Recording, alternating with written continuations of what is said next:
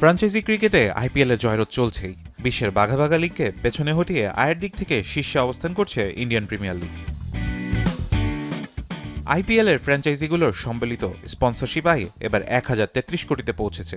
এই বিশাল আয়ের বড় অংশই দখল করে রেখেছে তিন জনপ্রিয় দল Mumbai Indians, Royal Challengers Bengaluru ও চেন্নাই সুপার কিংস। প্রতিটি দলই প্রায় 150 কোটি রুপি করে স্পন্সরশিপ আয় করেছে, যা তাদের আইপিএল এর বাণিজ্যিক টপ টিয়ারে নিয়ে গেছে।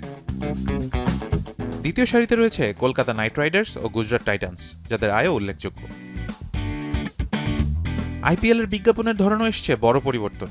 আগে যেখানে ফ্যান্টাসি গেমিং অ্যাপের আধিপত্য ছিল, এখন সেখানে প্রযুক্তি, এভিয়েশন, ফিনটেক ও নবায়নযোগ্য জ্বালানি খাতের বড় বড় কোম্পানি যুক্ত হচ্ছে।